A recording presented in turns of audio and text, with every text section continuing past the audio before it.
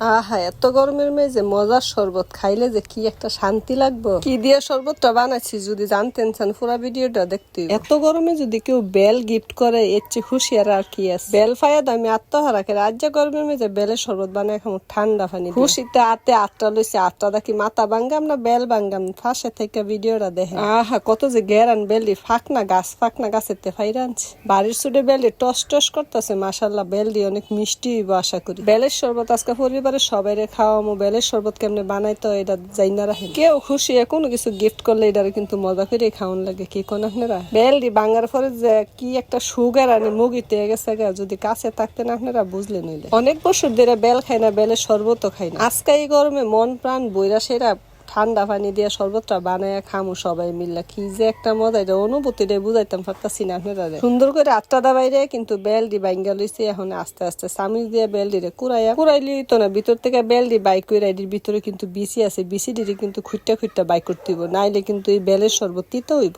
বেলের শরবত কেমনে বানাই এটা অনেকেই বুঝে না, কারণ এটার বিসি না ছাড়াইলে তিতা লাগবে। বিসিটা সুন্দর করে ছাড়াইয়া ব্লেন্ডার করবো। ঠান্ডা পানি হালকা একটু চিনিও দিতে হইব। যদি না দিয়ে পানিটা ভরবো এটা তো ফাইন হইব, তখন কিন্তু মিষ্টি কমে দেবো। এই কারণে কিন্তু একটু চিনি শরবত দেওনি লাগবে। মিনিটের ভিতরে গটগট করে কিন্তু শরবত হয়ে যাবো। কারণ শরবত রেডি হয়ে গেলে কিন্তু গলার ভিতরে যাইব। বানাইতে যদিও পরিশ্রম হয়েছে, আধা ঘন্টা সময় লাগছে, খাইতে কিন্তু সময় লাগতো না 1 মিনিটও। বেল ভাঙ্গা বেল গুছাইয়া গেছে, আইনা ব্লেন্ডার দিছি, ব্লেন্ডার করতে কিন্তু টাইম লাগতেছে না। শরবত হয়ে গেছে গা। শরবত এখন গলার মেঝে দিয়াম গড় করে কিন্তু গিল্লা লাগে। কইছি নি শরবত বানাইতে টাইম লাগে না, জুগাইয়া কিন্তু আনতে টাইম লেগে গেছে গা। শরবত হয়ে কিন্তু গেছে। আলহামদুলিল্লাহ, এখন কিন্তু গড় করে শরবত খাইয়া লাইতাছে। কি যে শান্তি, কি যে মজা, যদি কেউ খাইতেন এখন বুঝতে। বেলের শরবতটা খাইতে যে কি একটা শান্তি লাগতেছে। ভালো থাকবেন সবাই। আল্লাহ।